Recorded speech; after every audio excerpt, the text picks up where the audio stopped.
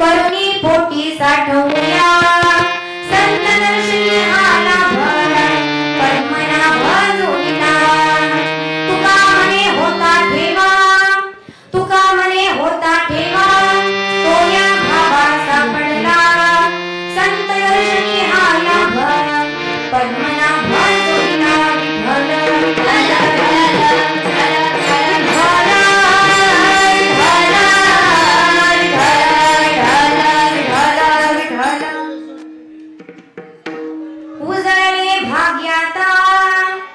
उजळले भाग्याता अवघी चिंता वारली संत दर्शनी आला पद्मनाभ जोडीला नमो सद्गुरु तुकया ज्ञान दीपा नमो सद्गुरु सच्चिदानंद रूपा नमो सद्गुरु भक्त कल्याण मूर्ती नमो सद्गुरु भास्करा पूर्ण कीर्ती मस्तक हे पायावरी या वारकरी संतांची या सेवे लागी सेवक झालो तुमच्या लागलो निज चरणा महायोग पीठे तटे भीमारथ्यम वरम पुंडलिकाय गातो मुनिंद्रे समागत्या तिष्ठन् तमानंद कंदं परब्रह्मलिंगं वदे पांडुरंगं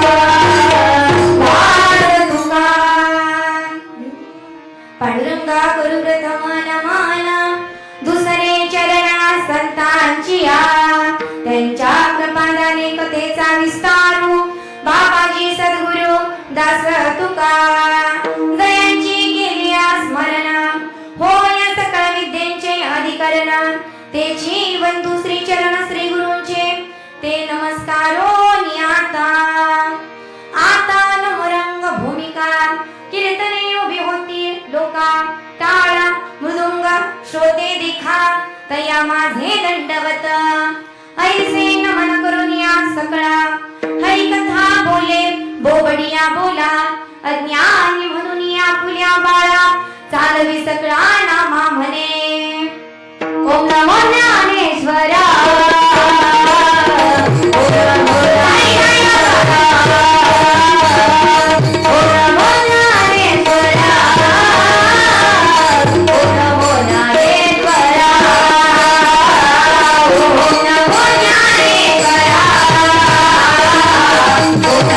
Jai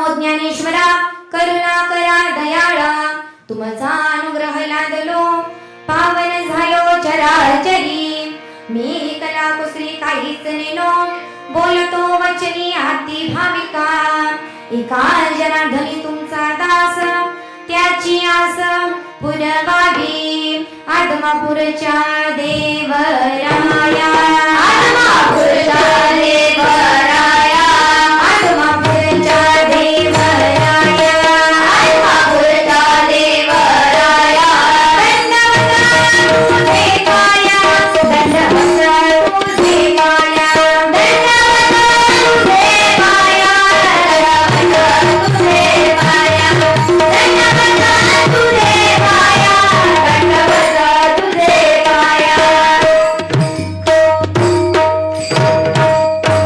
जो ऐसा समर्थू तो मी या जगाचा नातू गगनाईसा साक्षीभूतू तोची मी ही विठ्ठल विठ्ठल विठ्ठल विठ्ठल विठ्ठल विठ्ठल विठ्ठल उजळले भाग्याता उजळले भाग्याता अवघी चिंता वारली संत दर्शनी हा लाभ पद्मनाभ जोडिला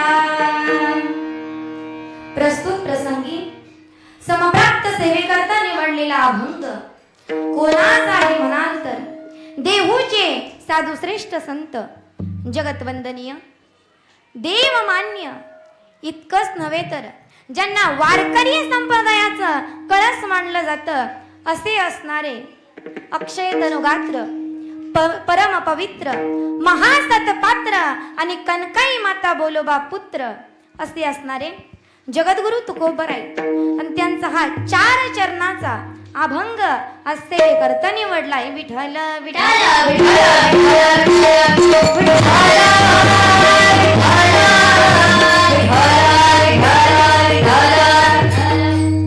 कीर्तनाला सुरुवात करण्याआधी अल्पासा परिहार देणं अत्यंत अगत्य आहे ते असं ज्या अखिल ब्रह्मांड नायकाच्या लीलेने या जगाची अच्छावत कार्य घडतात लक्ष देऊ नये का ज्या अखिल ब्रह्मांड नायकाच्या लीलेने या जगाची अच्छावत कार्य घडतात अवजाचा भंडारा नुसता कपाळाला जरी लावला मामा ऐका ज्याचा भंडारा नुसता कपाळावरती लावला तर आपलं भविष्य बदलवल्याशिवाय राहत नाही ज्याच्या मेंढी माऊलीचं पाऊल तुमच्या आमच्या शेताला लागलं तर तुम्हाला नाही तुमच्या 7 पिढीला ते शेतात काही कमी पडत नाही ज्याच्यापाशी कर्तुम अकर्तुम अन्यथा कर्तुम शक्ती आहे जो मेलेल्याला जिवंत करतो असा असणारा जगाचा मालक ब्रह्मांड नायक आदमापूरचा राजा त्या राजाचं आज आपल्या गावामध्ये मंदिर होऊन आज 1 वर्ष पूर्ण झालं आणि 1 वर्ष पूर्ण झालं आणि झाल्यानंतर आज आहे मंदिराचा वर्धापन दिन आणि त्या वर्धापना दिनानिमित्त ही अखंड 1 दिवसीय कीर्तन महोत्सव सेवा आयोजित केली विठ्ठल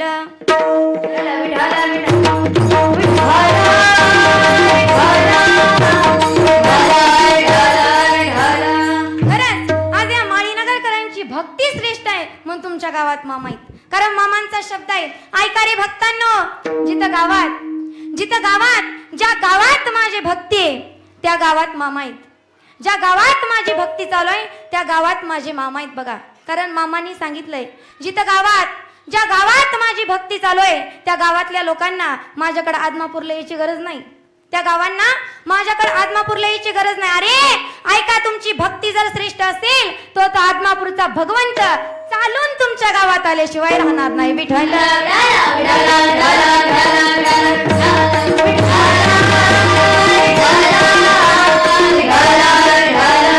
असं असणार मामा आणि गेल्या 1 वर्षापासून जगाच्या मालकाचं मंदिर इथं बांधून आज 1 वर्ष पूर्ण झालं तसं तर मामा 10 वर्षापूर्वी आलते मामा तुम्हाला माहित असेल 10 वर्षापूर्वी आलते पण 1 वर्षापूर्वी मंदिर बांधलंय मला शिवाभाऊनी सांगितलं आई दिदी 10 वर्षापूर्वी मामा आलते मी 10 वर्षापूर्वी जागा घेतली होती आणि जागा घेतल्यानंतर इथे शेड उभा केलं आणि शेड उभा केल्यानंतर त्याचा ग्रहप्रवेश वास्तुक शांती केली आणि ज्या दिवशी वास्तुक शांती केली त्या दिवशी माग एक लिंबाचं झाड आहे, त्या लिंबाच्या झाडाखाली दिवसभर एक नाग बसला होता.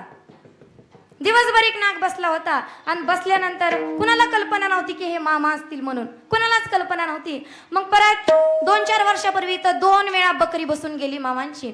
2 वेळा बकरी बसली. बकरी बसल्यानंतर ही जागा पावन झाली आणि गेल्या 1 वर्षापूर्वी थटात शिवाभाऊंनी मंदिर उभा केलं. विठ्ठल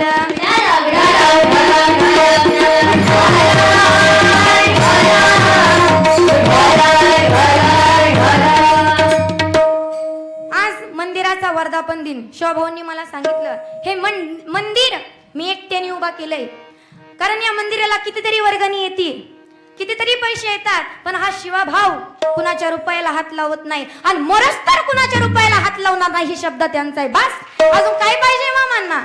मामांना फक्त तुमच्या सेवेची किंमत आहे. म्हणून मामांच्या दरबारात आल्यानंतर नियमाचं पालन आणि सेवा करा, बस. मामांना काहीच दुसरं नाही पाहिजे. आता ऐका, कीर्तनात कुणी मध्ये उठायचं नाही. ऐका बाळू मामा भक्तांनो, दर्शन बारी बंद केली, कुणी दर्शनाला यायचं नाही, आस्था व्यस्त बसायचं नाही. मंडप दिलाय, सर्वांनी मंडपातच बसायचं. विठ्ठल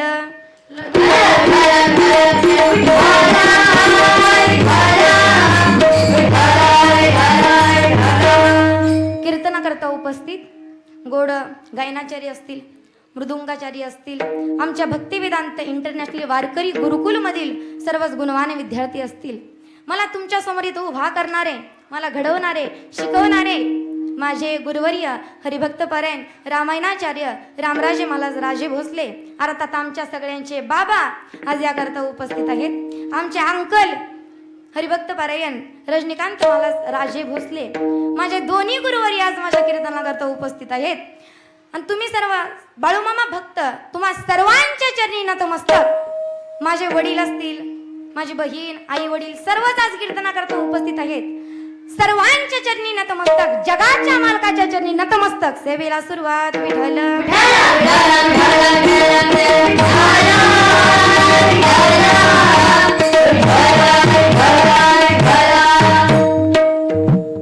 उजळले भाग्य आता जगद्गुरु तुकोबरायांचा 4 चरणांचा. या अभंगातून जगद्गुरु तुकोबराय म्हणतात की आज खऱ्या अर्थानं माझं भाग्य उजळलं. बरं, असं काय घडलं तुकोबरायांच्या जीवनात की जगद्गुरु तुकोबराय म्हणतात की खऱ्या अर्थानं आज माझं भाग्य उजळलं? मला सांगा बाबा, तुमचं भाग्य कधी उजळतं? मुलाला नोकरी लागली, आज माझं भाग्यच उजळलं, बरोबर ना? बरं, शेजारच्याची 2 एकर कमी भावात मिळली की आज माझं, काय सांगू तात्या तुला, आज तर माझं भाग्यच उजळलं म्हणता की नाही? हे झालं व्यावहारिक भाग्य उजळणं. व्यावहारिक भाग्य उजळणं वेगळं आणि परमार्थिक भाग्य उजळणं वेगळं. बरं, तुम्ही परमार्थ करता, जगद्गुरु तुकोबरायांनी परमार्थ केला. मग जगद्गुरु तुकोबरायांच्या जीवनात असं काय घडलं की जगद्गुरु तुकोबराय म्हणतात खऱ्या अर्थानं आज माझं भाग्य उजळलं? बरं, जगद्गुरु तुकोबरायांनी परमार्थ केला. परमार्थ करत असताना लोकांना त्यांनी किती त्रास दिला का नाही बाबा? जगद्गुरु तुकोबरायांनी तुमच्या आमच्या हिताकरता, तुमच्या आमच्या कल्याणाकरता गाथा लिहिला, पण तो गाथा लोकांनी पाण्यात बुडवला. अहो, जगद्गुरु तुकोबरायांचे 15 टाळकरी होते, त्यातलेच एक दामाजी, त्यांच्या पत्नीनं जगद्गुरु तुकोबरायांच्या अंगावर गरम पाणी टाकलं. अवांगाची लाही लाही झाली, जळे माझी काया, लागला वनवा, धावरे केशवा, माय बापा. एवढा त्रास समाजानं तुकोबरायांना दिला, तरी सुद्धा तुकोबराय म्हणतात उजळले भाग्य आता, अवघी चिंता वारली. सांगा मग तुकोबराय, काय घडलं तुमच्या जीवनात असं की तुम्ही म्हणता की आज खऱ्या अर्थानं माझं भाग्य उजळलं आणि माझी चिंता वारली? जगद्गुरु तुकोबरायांनी शब्द काय वापरलाय? माझी चिंता वारली. जगद्गुरु तुकोबरायांनी शब्द काय वापरलाय बाबा? वारली. बरं, मला सांगा, संपलेली परत येते, गावाला गेलेली परत येते, राहिलेली परत येते, उरलेली परत येते, पण कधी ऐकलंय का वारलेली परत आलेली? ऐकलंय का? मग जगद्गुरु तुकोबरायांनी सांगितलंय माझी चिंता वारली पूर्णपणे, म्हणून उजळले भाग्य आता, अवघी चिंता वारली. बर, का चिंता वारली? तर संत दर्शनी हा लाभ पद्मनाभ जोडीला. जगद्गुरु तुकोबरायांना त्यांच्या जीवनामध्ये संतांचं दर्शन झालं म्हणून खऱ्या अर्थानं तुकोबराय म्हणतात आज माझं भाग्य उजळलं. पहिल्या चरणात सांगितलं, दुसऱ्या चरणात सांगितलं का भाग्य उजळलं, तर संत दर्शनी हा लाभ पद्मनाभ जोडीला. जगद्गुरु तुकोबराय अभंगाच्या तिसऱ्या चरणात सांगतात, ज्या भगवान परमात्म्यानं मला दर्शन दिलं त्या भगवान परमात्म्याचं स्वरूप मी माझ्या डोळ्यात साठवलं. डोळ्यात साठवण माझ्या हृदयाची पेटी केली आणि त्या पेटीमध्ये भगवान परमात्म्याला सुखरूप ठेवलं. कारण बाबा देव साठवायला शिका, आठवायला. पण आपल्याला देव फक्त आठवतो, साठवता येत. अहो देव साठवायला शिका. संत शिरोमणी सावता महाराजांनी देव साठवला, माझ्या हनुमंतरायांनी देव साठवला. कारण देव साठवायला शिका, आठवायला नाही. मग जगद्गुरु तुकोबराय सांगतात की मला जो देव भेटला त्या देवाला मी सुखरूपपणे माझ्या हृदयात साठवलं. संपुष्ट हे हृदय पेटी करुणी पोटी साठवूया. जगद्गुरु तुकोबराय अभंगाच्या शेवटच्या चरणात सांगतात, खरं तर पुण्याचा ठेवा हा माझ्या ठिकाणी पहिल्यापासूनच होता आणि तो माझ्या शुद्ध भावामुळे खऱ्या अर्थानं आज मला सापडला. तुका मने होता ठेवा तो या भावा सापडला. संत दर्शनी हा लाभ पद्मनाभ जोडीला. विठ्ठल विठ्ठल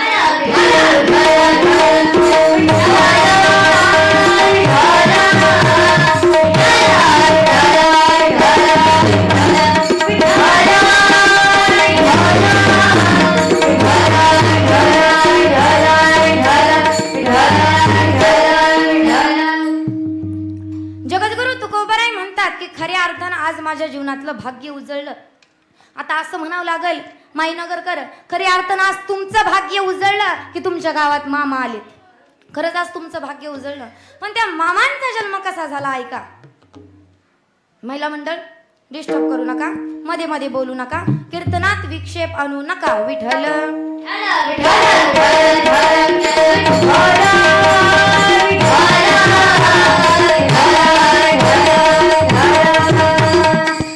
भगवान परमात्मा अवतार घेतो. कधी अवतार घेतो ऐका. ज्या ज्या वेळेस पृथ्वीवरती अधर्म वाढतं, ज्या ज्या वेळेस पृथ्वीवरती अधर्म वाढतं त्या त्या वेळेस भगवान परमात्मा अवतारायला येतो. ज्यावेळेस पृथ्वीवरती अधर्म वाढतो त्यावेळेस धर्माचं पालन करायला भगवान परमात्मा अवतार घेतो. धर्माचे पालन करणे पाखंड खंडना किंवा धर्मरक्षावया अवतार घेसी आपुल्या पाळीसी भक्तजन. ज्या ज्या वेळेस पृथ्वीवरती अधर्म वाढतो त्या त्या वेळेस भगवान परमात्मा अवताराला यावंच लागतं. मग 18व्या शतकात पृथ्वीवरती अधर्म वाढला आणि अधर्म वाढल्यानंतर त्या जगाच्या मालकाला, जगाच्या चालकाला, देवादी देवाला प्रश्न पडला, बाबा या विश्वामध्ये आता कुठंतरी अवतार घेण्याची गरज आहे का? तर लक्ष देऊ नये का, हे जग भरकटणाऱ्या मार्गाने चाललंय, हे जग वाईट मार्गाने चाललंय. या भरकटणाऱ्या जगाला कुठंतरी का होईना पण चांगला मार्ग दाखवण्याची गरज आहे. म्हणून भगवान शंकराने अवतार धारण करण्याचा निर्णय घेतला. पण देव किंवा संत किंवा अधिकारी व्यक्ती किंवा पुण्यवान व्यक्ती, अधिकारी व्यक्ती वारकरी क्षेत्रातले, पुण्यवान व्यक्ती आई वडिलांच्या पोटी जन्माला येण्याकरता बाबा अगोदर आई वडिलांची पुण्य असावी लागते. धन्य माता पिता तयाची या शुद्ध बीजा पोटी फळे रसाळ गोमटी. अगोदर बी चांगला असेल तर पीक चांगले येतं. तसं अगोदर आई वडील पुण्यवान असतील तर संत पोटी जन्माला येतात. कुठले संत घ्या तुम्ही, ते अवतार देवाचे आहेत. देवते संत, देवते संत, निमित्त त्या प्रतिमा. कुठलेही संत घ्या, ते अवतार कुणाचे आहेत? देवाचे आहेत. आता संत या विश्वामध्ये जन्माला आल्यानंतर माणूस होते पण माणूस नव्हते. कळतं का काय बाबा?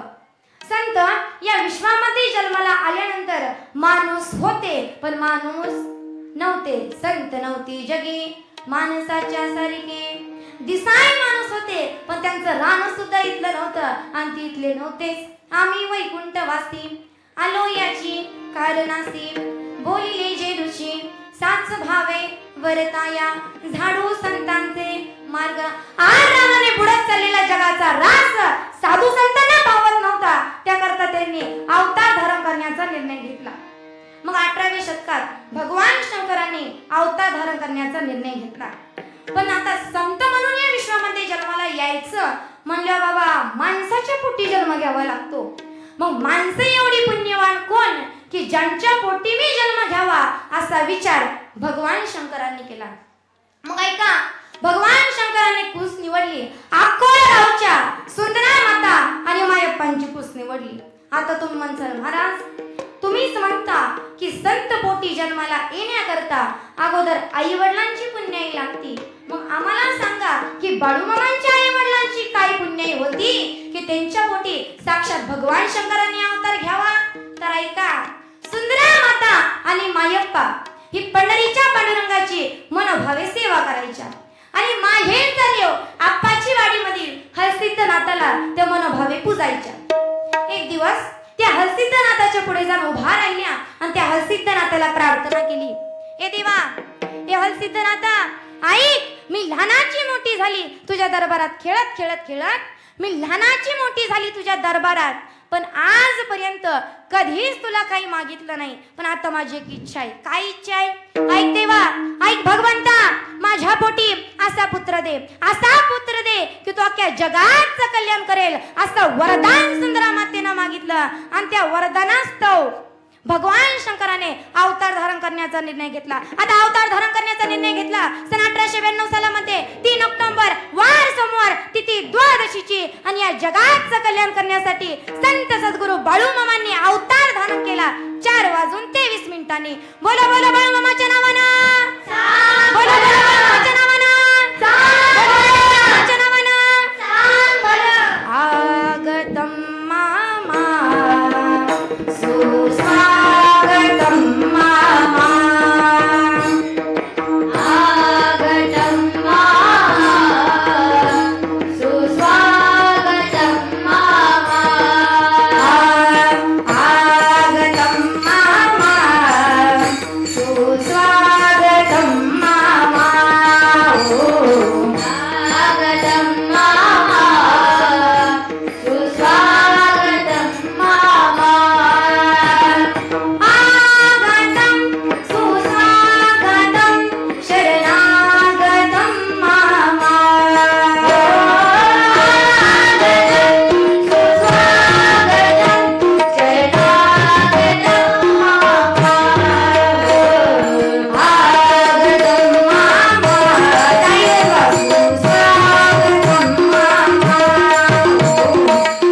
आगतम मामा सुस्वागतम मामा, सुस्वागतम मामा, सुस्वागतम मामा.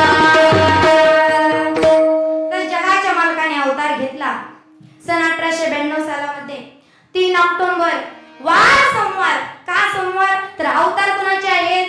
भगवान शंकरांचे. आणि मला सांगा महिला मंडळ, तुम्ही महादेवाची सेवा करता, महादेवाचा वार कुठला? हा, म्हणून बाळूमामाने अवतार कुठल्या दिवशी धारण केला? सोमवार दिवशी धारण केला. वार सोमवार तिथी द्वादशीची 4:23 भक्त कैवारी आला आणि माझ्या बाळूमामांनी या विश्वामध्ये पाऊल ठेवला. माझ्या बाळूमामांनी या विश्वामध्ये अवतार धारण केला. आता अवताराला आले, पण अवताराला येण्यापूर्वी ज्यावेळेस भगवान शंकर म्हणजे माझे बाळूमामा आईच्या पोटात होते, ऐका महिला मंडळ, त्यावेळेस आईला डोहाळे लागायचे. काय लागायचे? डोहाळे लागायचे. मला सांगा महिला मंडळ, खरं खरं सांगा, तुम्हाला कशाचे डोहाळे लागतात? मला आंबट खाऊ वाटतंय, मला तिखट खाऊ वाटतंय, उन्हाळा मला आंबे खाऊ वाटतात. लागतं ना असं डोहाळा? हो जरा बोला, लागतेत ना असं डोहाळा? अहो पण ऐका, माझ्या सुंदरा मातेला कशाचे डोहाळे लागायचे. म्हणे एक दिवस मायप्पांना हाक मारली. होय वा, मायप्पा धावतच आले. आल्यानंतर म्हणतात, का गं बाई कशाला हाक मारली? त्यावेळेस सुंदरा माता म्हणतात, अहो माझी एक इच्छा आहे, मला डोहाळे लागले. म्हणे सांग तुला कशाचे डोहाळे लागले? त्यावेळेस सुंदरा माता म्हणतात, अहो मला की नाही नंदी बसायचंय. काय करायचंय? नंदी बसायचंय. बर का नंदी बसायचंय? तर अवतार कुणाचे होते? भगवान शंकरांचे. आणि भगवान शंकराचं वाहन काय आहे? नंदी. म्हणून मला काय करायचंय? नंदीवर बसायचंय. पुन्हा दुसऱ्या दिवशी डोहाळे लागले. परत हाक मारली. होय व. काय हाक मारली? होय व. तवा बर का होय व. आता होय राहिलंय विठ्ठल.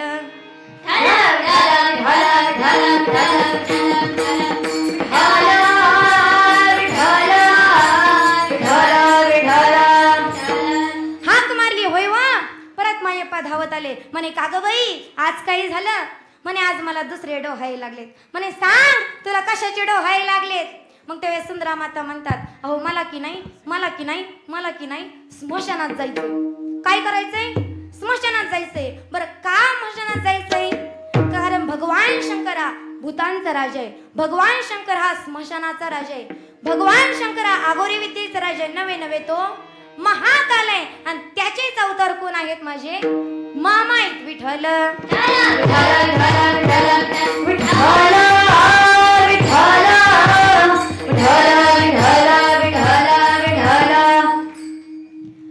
पुन्हा बाळूमामा जन्मला आल्यानंतर मामांनी जन्मल्यापासून चमत्कार चालू केले. बाळूमामांचा जर महिमा सांगायचा झाला, मामांचा जर चमत्कार पाहिला गेलं, मामांचा जर महिमा सांगायला गेला, ऐका तुम्हाला माहित असेल तरी सुद्धा मी सांगत जाईन. जगाच्या पाठीवर सगळ्या संतांमध्ये वेगळा महिमा मामांचा. का तर जन्मापासून विचित्र वागले. किती विचित्र ऐका. लहानपणी झाडाच्या शेंड्यावर जाऊन बसायचे. लोकांनी म्हणावं, अरे बाळू खाली पडशील, खाली उतर. मामांनी सांगावं, अरे भेड्या हा झाडाचा शेंडा नाही, हा तर माझ्या मंदिराचा शिखर आहे. हा अधिकार माझ्या मामांचा होता. काट्यावरती झोपायचे. लोकांनी म्हणावं, अरे बाळू काटे टोचतील रे तुला, खाली उतर. मामांनी सांगावं, अरे वेड्या हीच तर खरी माझी गादी आहे. हा अधिकार या मामांचा होता. आणि तेच मामा आज तुमच्या गावात आले. खऱ्या अर्थानं तुमच्या गावाचं भाग्य मोठं आहे. विठ्ठल केला तो गुंडप्पा मामांनी मेलेला जिवंत केला. काय झालं? एक दिवशी तो गुंडप्पा खेळता धारातीर्थी पडला, मरण पावला. आणि मरण पावल्यानंतर बाळूमामांकडे सवंगडी आला आणि म्हणाला, अरे बाळू तुझा लहानपणीचा जीवलग मित्र गुंडप्पा मरण पावला की र. असं म्हटल्यानंतर बाळूमामा म्हणले, अरे वेड्या तुम्हाला न सांगता जाऊ शकत नाही. मला सांगा बाबा, माणूस सांगून मरतो का? सांगून मरतो माणूस सांगून मरतो का? का माहितीये तुम्हाला, मी आज मारणार आहे, मी उद्या मारणार आहे, मी परवा मारणार, म्हणजे मरू नका कोणी, पण माहितीये का कुणाला? अहो देव फार हुशार आहे. देवाने जन्माची तारीख माहीत होऊन दिली, मरणाची तारीख माहीत होऊन दिली नाही. देव फार हुशार आहे. कारण देवाला पण माहितीये की ज्या माणसांना देवाने बनवलं, ही माणसं एवढी हुशार आहेत, मग तो देव किती हुशार असेल. कारण माणसं फार हुशार आहेत बाबा. देव म्हणला यांना जन्माची तारीख माहीत होऊन दिली तरी एवढी वळवळ करते ती, जर यांना मरणाची तारीख माहीत होऊन दिली तरी माणसं सुखानं मारायची नाहीत. म्हणून देवाने जन्माची तारीख माहीत होऊन दिली, मरणाची तारीख माहीत होऊन दिली. तो देव फार हुशार आहे. किती हुशार आहे? चतुरा तो शिरोमणी, गुण लावण्याची खाणी, मुकुट सकळा मणी, धन्य तोची विठोबा. देव फार हुशार आहे. पण देवापेक्षा थोडं का होईना, बोर्डवर का होईना, महिला मंडळ काकणवर का होईना, पण संत श्रेष्ठ आहे. कसं म्हणता महाराज? ऐका, मुळात देवापेक्षा संत श्रेष्ठ आहे. देवापेक्षा जर संत श्रेष्ठ नसते तर देवाने संताच्या घरी कामं केली नसते. उच्च नीच काही नेने भगवंत. जर देव श्रेष्ठ असता, जर संत श्रेष्ठ नसते तर देवाने संताच्या घरी कामं केली नसती. मामांच्या सुद्धा घरी देवाने कामं केली. मी सांगेन पुढं, फक्त लक्ष द्या. विठ्ठल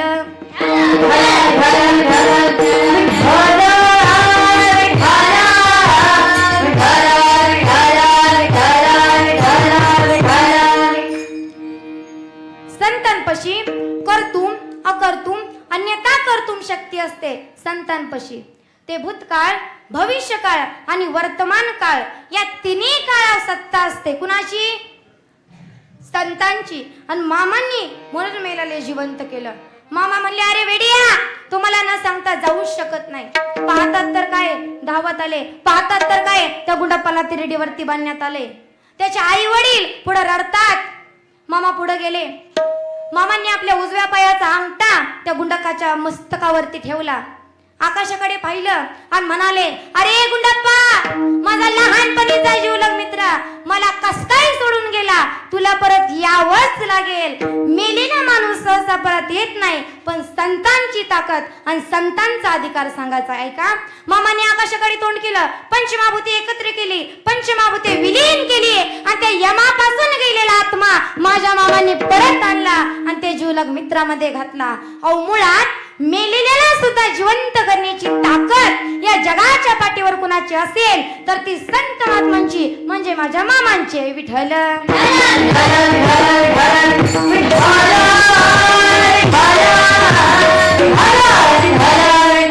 अशा संतांचं दर्शन जगद्गुरु तुकोबरायांच्या जीवनात झालं आणि म्हणून जगद्गुरु तुकोबराय अभंगाच्या प्रथम चरणात बोलतात, उजळले भाग्य आता, ओ उजळले भाग्य आता, उजळले भाग्य आता, ओ उजळले भाग्य आता, उजळले भाग्य आता, उजळले भाग्य आता, उजळले भाग्य आता, उजळले भाग्य आता, उजळले भाग्य आता, ओ उजळले भाग्य आता, ओ उजळले भाग्य आता, ओ उजळले भाग्य आता, उजळले भाग्य आता, उजळले भाग्य आता, उजळले भाग्य आता, अवघी गीता उमराई, अवघी गीता मायाई, अवघी गीता मायाई, अवघी गीता मायाई.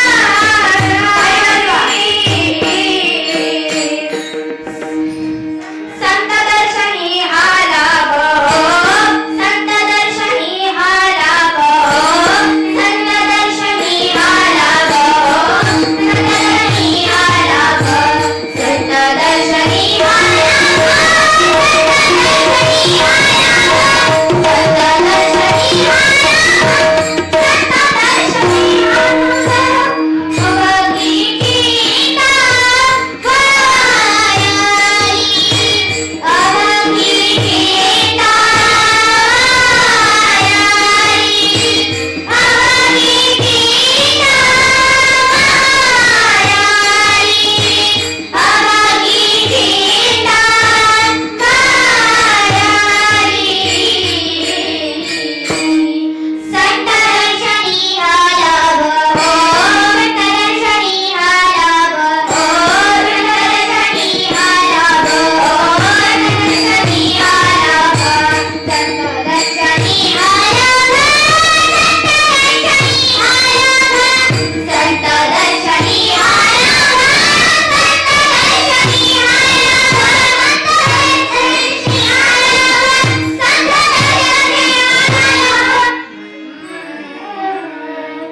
उजळले भाग्याता अवघी चिंता वारली. अशा संतांचं जर दर्शन तुमच्या जीवनामध्ये होत असेल तर खऱ्या अर्थानं तुमच्या जीवनाचं सोनं झाल्याशिवाय राहत नाही बाबा. कारण आज मामा इथे खरंच तुमच्या जीवनाचं सोनं झालं. लागली याचा भूल मामा, लागली याचा भूल मामा, उमटलं पाऊल हो मामा तुम्ही न केलं हो, मामा तुम्ही न केलं हो, तुमच्या येण्यानं मामा तुमच्या येण्यानं जीवनाचं सोनं झालं हो, तुमच्या येण्यानं जीवनाचं सोनं झालं हो, तुमच्या येण्यानं जीवनाचं सोनं झालं हो, तुमच्या येण्यानं जीवनाचं सोनं झालं हो.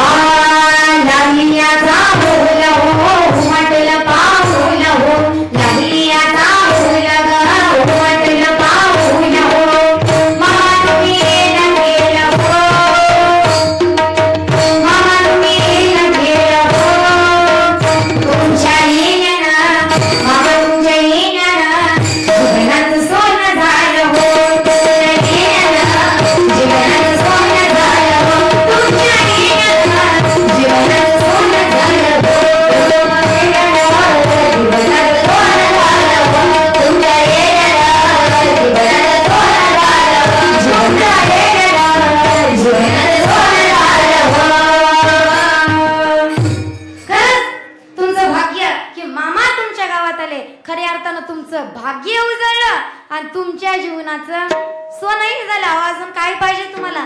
जगाचा मालक, जगाचा चालक, ब्रह्मांड नायक, आत्मपुरचा राजा तुमच्या गावात आहे मामा प्रत्यक्ष. मला सांगा, इथं गावात कुठली गोष्ट कमी आहे हो? अहो जिथं मामा तिथं कुठली गोष्ट कमी पडत नाही. परत बाळूमामाने त्या गुंडप्पाला मेलेलं जिवंत केलं. परत तिथून बाळूमामा चाकरी करायला गेले. चाकरी करायला गेल्यानंतर आता तुम्हाला सगळं माहिती, मला वेळेचं बंधन आहे त्यामुळं मी थोडं धावतं घेते. तिथं गेल्यानंतर चाकरी करायला बघा, बस्तीचे दर्शन, भोजन थाळीला. परत तिथून बाळूमामा घरी आले. घरी आल्यानंतर बाळूमामांचा चमत्कार करणं चालूच होतं. परत गंगूताईंचे तिकडे काही दिवस गेले. तिकडे गेल्यानंतर एक दिवस त्या गंगूताईचे पती हिरप्पा, ते हिरप्पा एक दिवस सासूरवाडीला आले. कळतं का? पुरुष मंडळ म्हणजे आकुळात आले. आणि आकुळात आल्यानंतर सुंदरा माता बसल्या होत्या. मग सुंदरा मातांना हिरप्पा म्हणे, का ग सुंदरा, फार टेन्शन मध्ये दिसते. म्हणे हो फार टेन्शन आहे. म्हणे कशाचं टेन्शन आहे? अहो बाळू फार वेड्यासारखं करतोय, फार विचित्र वागतोय, झाडाच्या शेंड्यावर चढतोय, कळस म्हणतोय, शिखर म्हणतोय, काट्यावर झोपतोय, गादी म्हणतोय, असं विचित्र वागतोय. मग असं म्हटल्यानंतर हिरप्पा म्हणले, यावर एक पर्याय आहे. म्हणे काय पर्याय आहे? म्हणे आपण बाळूला सुधारू शकतो. म्हणे कसं सुधारू शकतो? तर ऐका, बाळूला कुठंतरी गुंतवून द्या. काही करा, गुंतवून द्या. आता गुंतवून द्या म्हणजे कळलं नाही म्हणा. महाराज आम्हाला जरा सोपं करून सांगा. म्हणले बाळूचा, अहो मन सध्या वाटना एवढी पंचायत झाली त्याची. म्हणले बाळूचा लग्न करून द्या. बरं लग्न करायचं मान्य झालं, पण मुलगी कोण देणार? आता फार बारकावा पाहतात. मी तेव्हाच सांगते बरं, लक्ष द्या. आता फार बारकावा पाहतात. मग म्हणे आपली सत्यवाई, तिच्याशी बाळूचा लग्न करून देऊया. बरं लग्न करायचं आता मान्य झालं, पण बाळूमामांचं लग्न हे त्यांच्या बहिणीच्या मुलीशी झालंय. कुणाशी झालंय? महिला मंडळ बहिणीच्या मुलीशी. तुम्ही आजही तिकडं कर्नाटक प्रांतात गेला का नाही? चिंचणी मायका साईडला तिकडं अजूनही प्रथा आहे बहिणीच्या मुलीशी लग्न करण्याची. ही प्रथा तेव्हापासूनची आहे. म्हणे आपल्या बाळूचं आणि सत्यवाचं मोठ्या थाटात लग्न लावून देऊ. आता लग्न करायचं मान्य झालं. हिरप्पा दुसऱ्या दिवशी निघून गेले. आणि निघून गेल्यानंतर बाळूमामांना आईने हाक मारली, अरे बाळू इकडे या. बाळूमामा आले. आल्यानंतर म्हणले, का ग आई कशा करता हाक मारली? मग बाळूमामांना सुंदरा माता म्हणते, ऐक बाळू, माझी एक इच्छा आहे. म्हणे काय इच्छा आहे? ऐक बाळू, तुला माझ्यासाठी का होईना पण लग्न करावंच लागेल. कारण बाळूमामांचा लग्नाला विरोध होता बाबा. म्हणून म्हणलं तुला माझ्यासाठी का होईना पण लग्न करावंच लागेल. मामा म्हणतात, अगं आई, या जगाचा प्रपंच, जगाचा संसार करायला आलोय ग मी, मला या फेंड्यात पाडू नको. नाही बाळू, तुला माझी शपथ आहे, तुला आईची शपथ आहे, आपल्या भाषेत तुला आईची शपथ आहे, पण तुला लग्न करावंच लागेल. मामांनी मान्य केलं. बरं ठीक आहे, लग्न करायचं पण मान्य झालं. पण बाळू मामा म्हणतात, ऐक आई, ज्यानं कुणी हे लग्नाचं खूळ तुझ्या डोक्यात घातलंय त्याचं मड माझ्याच मनपाटून उठेल. काय सांगितलं मामांनी? ज्यानं कुणी ही लग्नाची संकल्पना तुझ्या डोक्यात घातली त्याचं मड माझ्याच मनपातून उठेल, मामांनी सांगितलं. मग लग्न करायचं मान्य झालं. लग्न मोठ्या थाटात पार पडलं. बरं लग्न तरी काही सामान्य होतं का हो? अहो जगाच्या मालकाचं, जगाच्या चालकाचं, देवादी देवाचं, आत्मापूरच्या राजाचं लग्न होतं. मोठ्या थाटात पार पडलं. आणि लग्न झाल्यानंतर काय घडलं? ज्या वेळेस हिरप्पा जेवायला बसले आणि जेवण झाल्यानंतर हात धुण्याकरता बाजूला गेले. बाजूला गेल्यानंतर त्यांच्या छातीत कळ आली, धारा तिरती पडले, अहो मरण पावले. आणि मरण पावल्यानंतर एक सवंगडी, एक बाळूमामांची आई धावत आली आणि म्हणाली, अरे बाळू, तुला तर मरण माहीत होतं की रे? असं म्हटल्यानंतर बाळूमामा म्हणतात, हो आई, मला मरण माहीत होतं. म्हणे सांग, तुला अजून कुणाकुणाचं मरण माहितीये? तेच बाळूमामा सांगतात, अगं आई, मला अख्ख्या जगाचं मरण माहितीये. जगाचं मरण माहितीये? सांग मग बाळू, माझं मरण कधी आहे? मग ते बाळूमामा सांगतात, मी आता नाही, तुला वेळ आल्यावर सांगतो. अहो जन्माला त्या आईचं मरण सांगितलं नाही, आपण तर लांबच राहू द्या. विठ्ठल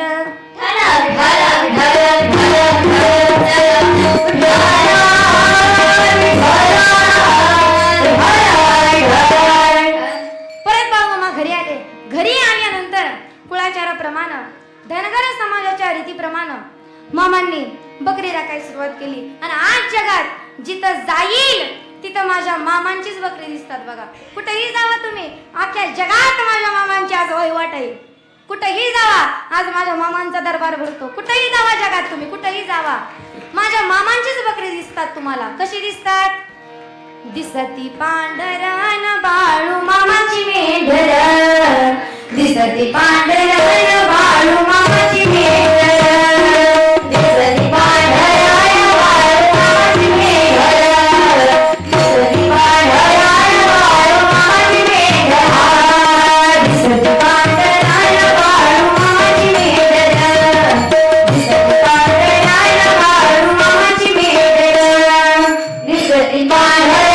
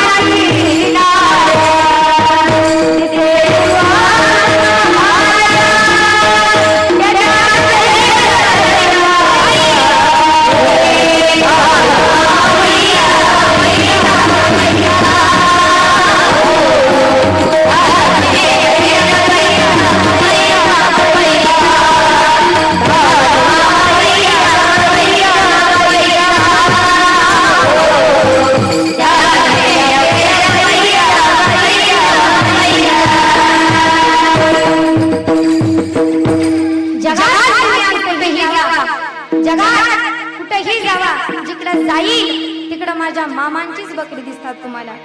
मामांनी बकरी राखण्यास सुरुवात केली आणि बकरी राखताना मामा प्रपंच करू लागले, संसार करू लागले. आणि संसार करत असताना मामा प्रपंच करत असताना, ऐका लक्ष देऊन बाबा, संसारात होते पण संसारात नव्हते. बाळू मामा संसार करत असताना संसारात होते पण संसारात नव्हते. का? कारण संत हे देहाने इथं असतात पण मनाने भगवंतापाशी असतात. मला सांगा बाबा, तुम्हाला चिक्कू माहितीये? चिक्कू माहितीये महिला मंडळ? तेवढंच माहितीये म्हणावं मला. विठ्ठल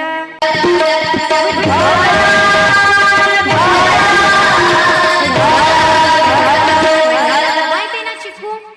चिक्कू आवाज द्या थोडा. चिक्कू चिक्कू फोडल्यानंतर त्यातनं एक बी निघतो बघा, काळा निघतो ना महिला मंडळ? हो बोला जरा, निघतो ना?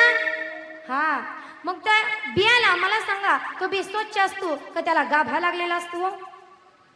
स्वच्छ असतो. त्या बियाप्रमाणे संत या विश्वात राहतात देहाने, पण त्यांचं चित्त असतं भगवंतापाशी आणि आपलं चित्त असतं संसारात.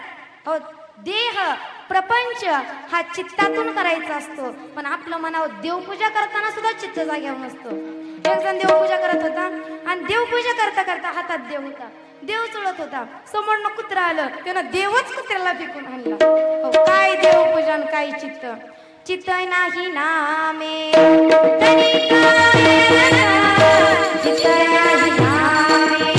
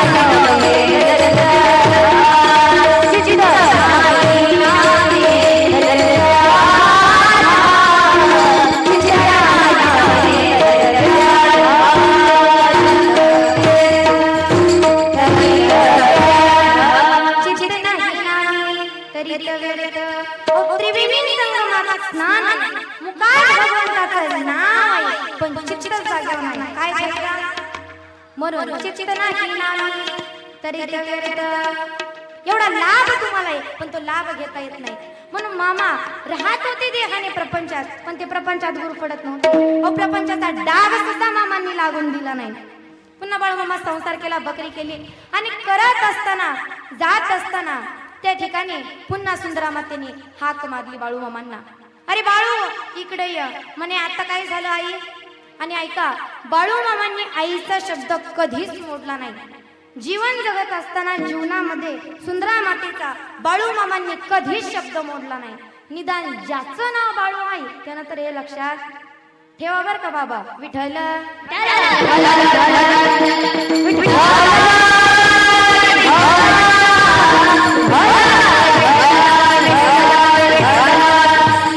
हात मारली, बाळू इकडे या. मामा म्हणले आता काय झालं आई? म्हणले तू लग्न केलं मला मान्य, तू प्रपंच करायला लागला मला मान्य, पण तू या प्रपंचात गुरु पडत नाही. आता मला नातवाचं मुख पाहायचंय. काय करायचंय? आता मला नातवाचं मुख पाहायचंय. असं म्हटल्यानंतर पुन्हा बाळू मामा म्हणले अगं आई मला या फेंड्यात पाडू नको ग. या जगाचा प्रपंच जगाचा संसार करायला आलोय ग मी, मला या फेंड्यात पाडू नको. परत सुंदरा माता म्हणल्या नाही बाळू तुला माझी शपथ आहे, माझ्यासाठी का होईना पण तुला नातवाचं मुख पाहायला द्यावंच लागेल. मग परत लग्नाच्या 9 वर्षानंतर सत्यवदेवी गरोदर राहिल्या. आणि आता लक्ष देऊ नये का, सत्यवदेवी गरोदर राहिल्या आणि गरोदर राहिल्यानंतर 7वा महिना चालू होता. गर्भामध्ये मूल वाढत होतं. 7वा महिना चालू होता आणि माहेरचा देव आप्पाची वाडीमधील हलसिद्धनाथाची यात्रा जवळ आली होती. आणि सुंदरा माता आणि गंगूताई त्या हलसिद्धनाथाच्या यात्रेला निघाल्या. जाताना मध्यरात्र होती. जाता जाता जाता जाता मामा आडवे गेले. मामा म्हणले अगं सुंदरा अशी रात्री अपरात्री घराच्या बाहेर पडशील तरी पंचमावती तुझ्या टपून बसली आहेत, कधीही तुझा गर्भ हरण करतील. आता आई मी सांगेपर्यंत या रिंगणाच्या बाहेर निघायचं नाही. सत्यमातेच्या आणि गंगूताईच्या कढेला माझ्या मामांनी रिंगण आखलं आणि सांगितलं कोणतीही परिस्थिती असू दे या रिंगणाच्या बाहेर निघायचं नाही. मामांनी सांगितलं पण मला सांगा बाबा, तुम्हाला मी म्हणलं याच जागेला रातभर मांडी घालून बसा, तुम्ही बसचाल का? बोला बाबा बसचाल का? तसंच गंगूताई म्हणली आता कुठवर बसायचं इथं. वयस्कर होत्या गंगूताई म्हणले आता कुठवर बसायचं इथं. काय ऐकती त्या येड्या बाळूचं? मी म्हणत नाही बरं, त्या म्हणत होत्या काय ऐकती येड्या बाळूचं, चल रिंगणाच्या बाहेर. असं म्हटल्यानंतर जसा सत्यमातेने रिंगणाच्या बाहेर पाय टाकला, ऐका, जसा सत्यमातेने रिंगणाच्या बाहेर टाकला पाय तशी पंचमाभूते एकत्र झाली, पंचमाभूते विलीन झाली आणि त्या पंचमाभूतांनी माझ्या बाळूमामांचा असणारा वंश, माझ्या बाळूमामांचा सत्यवदेवींचा असणारा वंश खंडित केला, नष्ट केला. बाळूमामा धावत आले. आल्यानंतर म्हणले अगं सत्यवा तुला सांगितलं होतं ना रिंगणाच्या बाहेर पडू नको, पडले ना रिंगणाच्या बाहेर, केला ना पंचमाभूतांनी गर्भहरण. आता ऐक, जो माझा ऐकत नाही त्याच्याशी मला काय संबंध ठेवायचा? मामांनी सांगितलं जो माझं ऐकत नाही त्याच्याशी मला काही संबंध ठेवायचा नाही. मग निदान बाळूमामांतरी तरी सर्वांनी ऐकत जावा. बाळूमामांच्या जो विरोधात जातो, मामा म्हणतात मला त्याच्याशी संबंध ठेवायचा नाही, म्हणून निदान बाळूमामांच्या तरी विरोधात कुणी जायचा प्रयत्न करू नका. जो भक्त मामांच्या विरोधात जातो त्याला मामांनी सांगितलंय का, जो भक्त मामांच्या विरोधात जातो, मामा म्हणतात अरे जो माझी भक्ती करतोय, जो माझी भक्ती करतोय, निष्ठेने माझी सेवा करतोय, त्याला हा बाळू धनगर लोण्याचा गोळा आहे. काय सांगितलंय मामा, त्याला हा बाळू धनगर लोण्याचा गोळा आहे. पण जो कोणी माझ्या विरोधात जातोय, जो कोणी माझ्या भक्तांच्या विरोधात जातोय, त्याला मात्र हा बाळू धनगर खैराचा इंगळ आहे, हा माझ्या मामांनी सांगितलंय बरं का. म्हणून निदान मामांच्या तरी विरोधात कुणी जायचा प्रयत्न करायचा नाही. विठ्ठल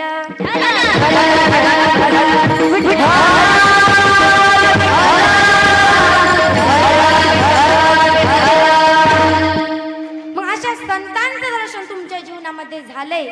आता संतांचं दर्शन झालंय, भाग्य तर उजळलंय, पण का भाग्य उजळलंय हे जगद्गुरु तुकोबर आहे अभंगाच्या द्वितीय चरणात बोलतात.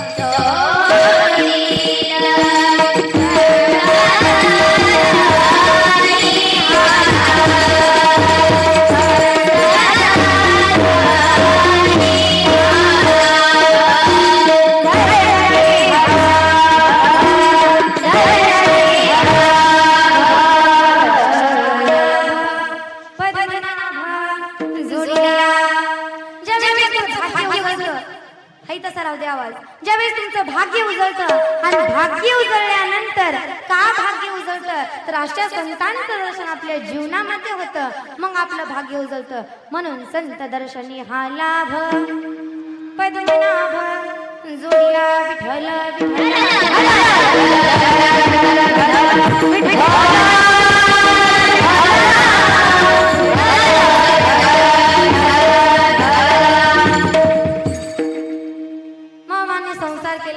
मामाने सांगितलं जो कोणी माझ्या विरोधात जातो त्याला मात्र मी खैराचा इंगळ आहे. म्हणून मी आधीच सांगितलं मामांच्या तरी विरोधात कधी कुणी कवाच आणि कसं विरोधात जायचा प्रयत्न करायचा नाही. आज तुमच्या गावात एवढं भव्य दिव्य मंदिर उभा राहिलंय, गेले 1 वर्ष झालं. तुमची भक्ती श्रेष्ठ आहे, मी सुरुवातीला सांगितलं तुमची भक्ती श्रेष्ठ आहे, तुमची भक्ती चांगली आहे. म्हणून आज मामा खऱ्या अर्थानं तुमच्या गावात आले. मामांनी मेढर केली. मी आधी सांगितलं जगात कुठं जावा, माझ्या मामांची जिकडं जाईल तिकडं तुम्हाला बकरी पाहायला मिळतील. मामांचे 19 बघेत, हजारो लाखो मंदिर आहेत. कुठल्याही मंदिरात जावा, कधीच तुम्हाला कुठल्या गोष्टीची कमतरता भासणार नाही. एक सांगू, जिथं माझ्या मामांचं पाय, मला सांगा मामा तिथं कमीच काय? हो, जिथं मामांचा पाय, मामा शब्द काढला तरी नुसता अंगावर काटा येतो. पण मामांवर तेवढी भक्ती पाहिजे, तुमची तेवढी निष्ठा पाहिजे. विठ्ठल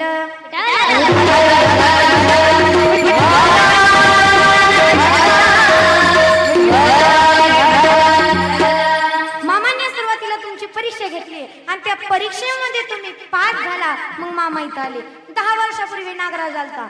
नाग आलता, त्यानं फक्त बघितलं इथं की लोक कशी आहेत, आपले शिवा भाऊ कसे आहेत बघितलं पहिल्यांदा आणि मग नंतर 10 वर्षानंतर मग मंदिर उभा राहिलं. कारण भक्ताची परीक्षा पाहण्याकरता मामा कुठेही जाऊ शकतात. ऐका, मेतके गावामध्ये मामांचं एक भक्त आहे, त्याचं नाव आहे बळीवंत पाटील. आणि त्या बळीवंत पाटलाची आता भक्ताची परीक्षा पाहण्याकरता मी आधी सांगितलं मामा कुठेही जाऊ शकतात. मग त्या बळीवंत पाटलाच्या घरी गेले, सहज गेले आणि गेल्यानंतर त्याच्या पत्नीला म्हणाले आता मला आंबोळ्या खायचे. ऐका महिला मंडळ, काय करायचंय? आंबोळ्या खायचे. आंबोळ्या म्हणजे आपल्या भाषेत शेवाळ्या. म्हणले मला शेवाळ्या खायचे.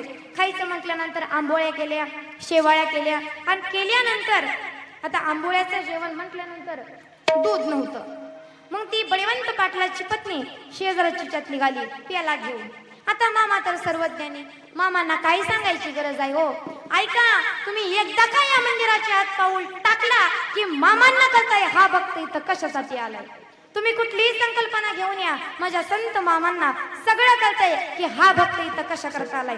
आता काही लोक म्हणतात मामा आमची ही इच्छा पूर्ण होऊ द्या, ती इच्छा पूर्ण होऊ द्या. अहो तुमच्या सगळ्या इच्छा पूर्ण होणार. मी तर प्रत्येक कीर्तनात सांगते, आलाय मामांच्या दरबारात तर काही मागूच नका.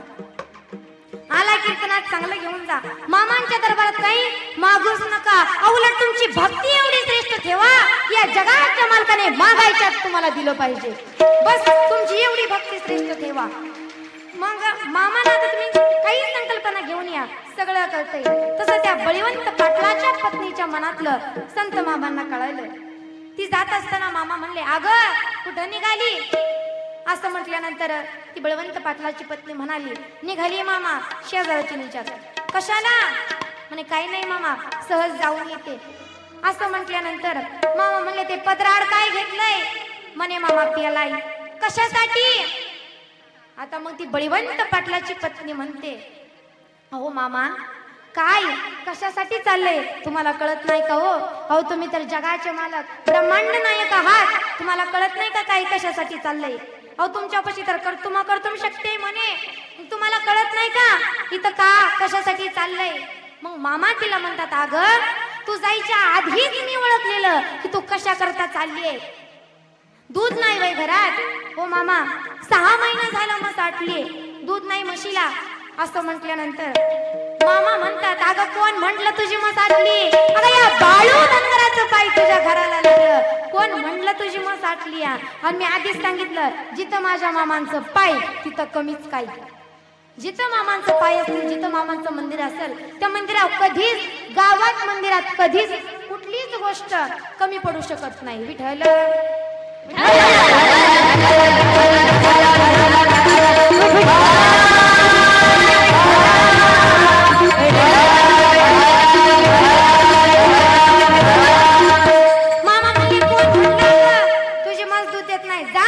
म्हशीची धार काढ.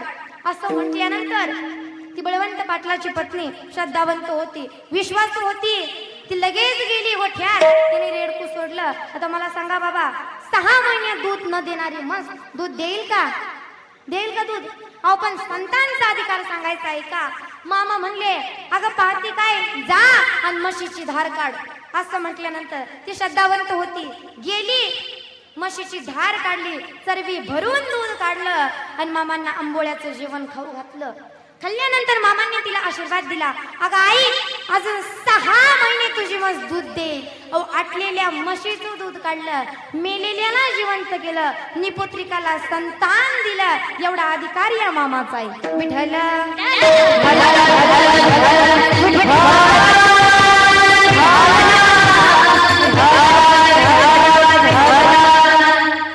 चमत्कार सांगायला गेलं, लीला सांगायला गेल्या तर अख्खी रात नाही दिवस नाही वर्षभर जरी सांगत बसलं तरी कमी नाही बरं का मामांचं चरित्र. त्यामुळे वारकरी संप्रदायाच्या नियमाप्रमाणे विठोबा रखुमाई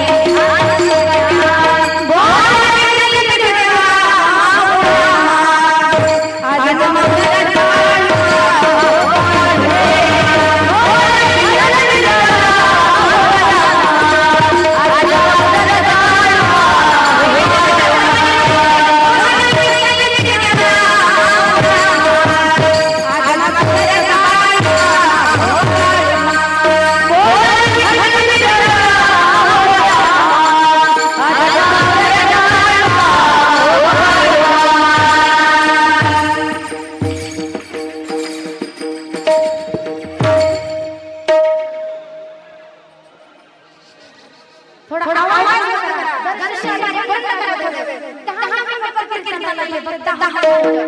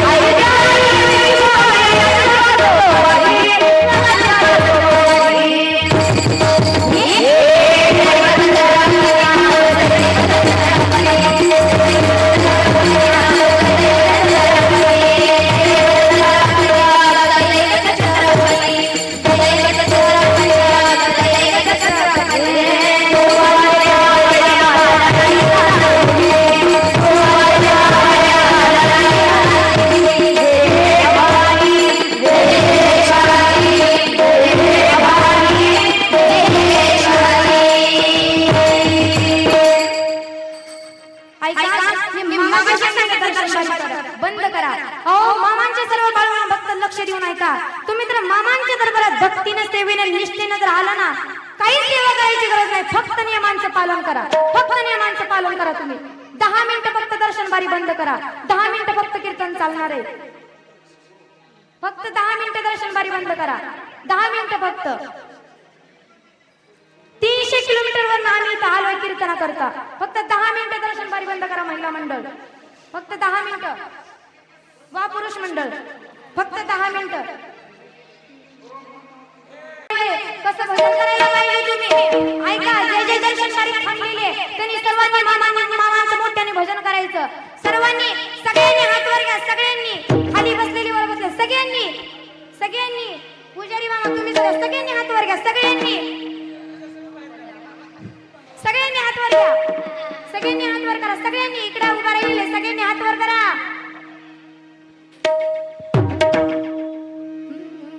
गुलाबी गुलाबी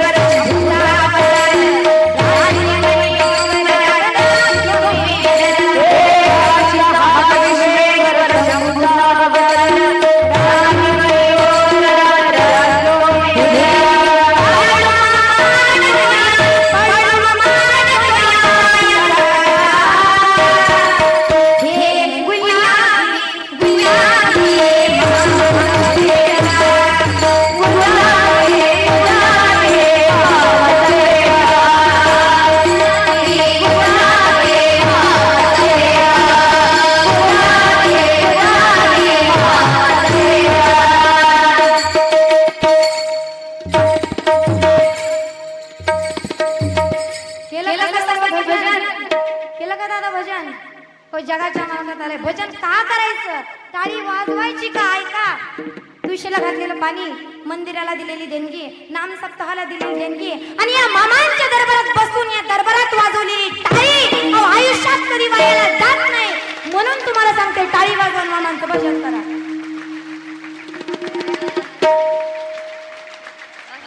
आता करणार का सगळ्यांनी भजन? जोरात करणार का भजन? हो तरी म्हणा, करणार का भजन? हा, आता मी पुढे म्हणणार, तुम्ही पाठीमागे म्हणायचं. चालतंय?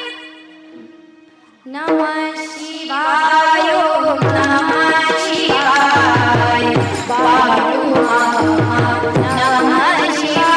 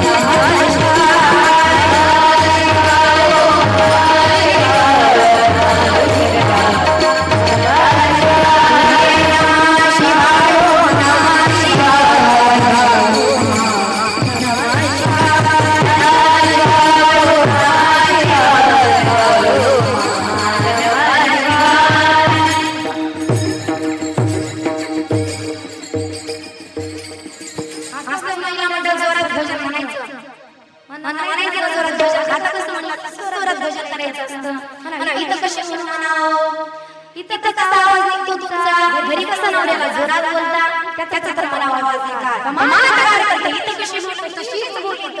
तसेच इथं बोलायचं, तसं जगाच्या मार्गाच्या दरबारात काय लागायचं? नाचायचं, इथं नाचायचं, भजन करायचं, इथं भजन करायचं. हा एकमेव दरबार असा आहे की जिथं माणूस आल्यानंतर प्रप्रभित होतो, सुखी होतो, समाधान मिळणारं एकमेव ठिकाण म्हणजे माझ्या मामांचा दरबार. म्हणून इथं आल्यावर काही नका करू तुम्ही, नाही मामांची सेवा केली तरी चालेल, फक्त नियमांचं पालन तुम्ही करा. जोपर्यंत कीर्तन चालू आहे, आता जाऊया आपला महाराज यावर्षी. ऐका, इथून पुढे जोपर्यंत कीर्तन चालू आहे तोपर्यंत दर्शनबारी बंद म्हणजे बंदच ठेवायची. कारण कीर्तनात विक्षेप आणायचा नसतो बरं का, त्याला नरकात सुद्धा जागा भेटत नाही. विठ्ठल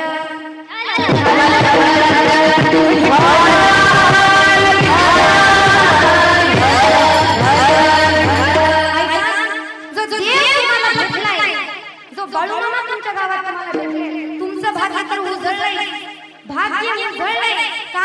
तर संत तुमच्या गावात. त्या संतांची कशी सेवा करायची, त्या देवाला हृदयात साठवायचं, हा चित्तात साठवायचं. हे जगद्गुरु तुकोबर आहे, अभंगाच्या तिसऱ्या चरणात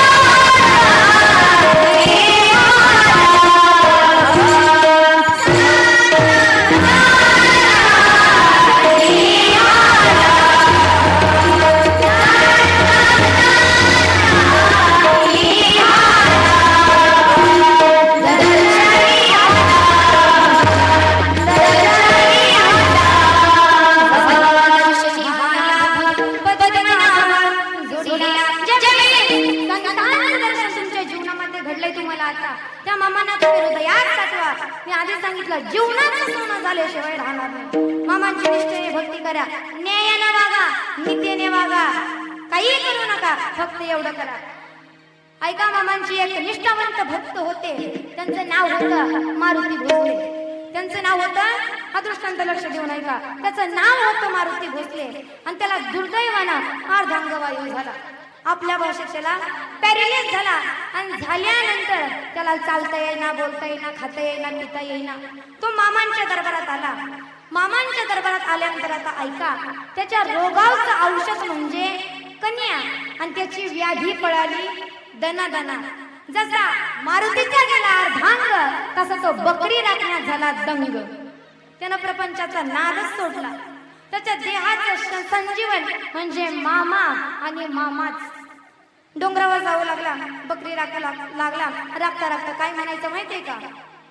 भंडारा कपाळी हाती भंडारा कपाळी हाती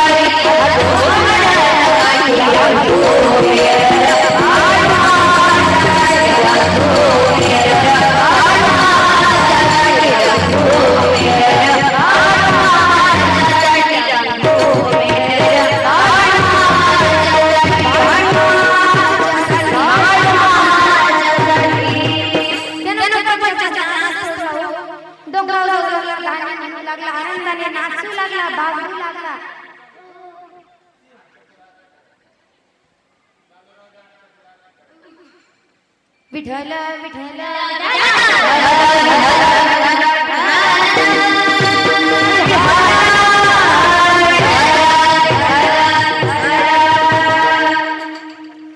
जगद्गुरु तुकोबराय अभंगाच्या शेवटच्या चरणात सांगतात की भाग्य तर आता उजळलंय, संत दर्शनी लाभ पण झाला, त्या देवाला आम्ही साठवून पण ठेवलं.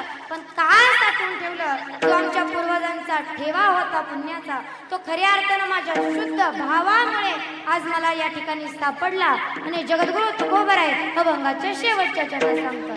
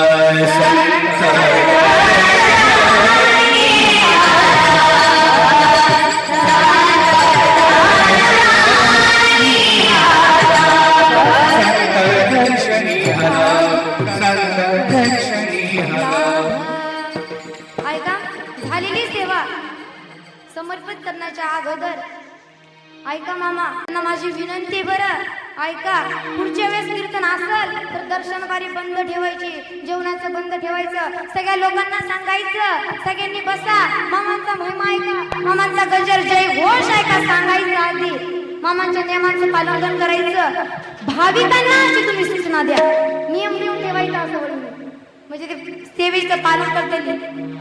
मामांच्या मुखातून आलेले वाक्य ऐका, मामांनी सांगितलंय मामा आहे किंवा नाही याबद्दल बोलू नये कुणीच, कारण मामांनी सांगितलंय का अरे मरणारा हा बाळू धनगर नाही, कारण जर म्हणशील की बाळू मामा मेला तर चुकशील. अरे बिडी बंडल म्हणजे माझी बकरी जी या कलियुगात मी सोडून जाणार आहे ना, ती बिडी बंडल म्हणजे माझी बकरी. अरे त्यातल्या एका जरी बकरीला कुणी हात लावायचा प्रयत्न केला, त्यातल्या एका जरी बकरीला कुणी चोरण्याचा प्रयत्न केला, ऐका त्यातल्या एका जरी बकरीला कुणी विकण्याचा प्रयत्न केला तर 6 महिन्याच्या आत मरेल. नाही त्याचा हात निघून पडला तर जगात बाळू धनगर नाव सांगणार नाही. हे ताकद मामांची. काय सांगूया मामांचा महिमा, जेवढं सांगावं तेवढं कमीच आहे. मी आधी सांगितलं रात्रभर नाही वर्षभर जरी कीर्तन केलं नाही या जागेला उभा राहून तरी मामांचा महिमा सांगायला कमीच आहे बाबा. एवढा महिमा त्यांचा आहे. फक्त मंदिरावालाही नियमांचं पालन करा, कारण या कीर्तनाला उपस्थित सर्वच तुम्ही गोड स्वतः सज्जन माईबाप असाल. सर्वांच्या जती माझे गुरुवारी हरिभक्त पारे त्यांच्या जती आणि खास करून माझ्या कीर्तनाला माझे आजोबा येळे मामा उपस्थित आहेत. ते खूप मोठे बाळूमामा भक्त आहेत बरं. त्यांच्याही जती नतमस्तक. माझे आई वडील या ठिकाणी उपस्थित आहेत, त्यांच्या जती नतमस्तक. आणि जगात मला ब्रह्मा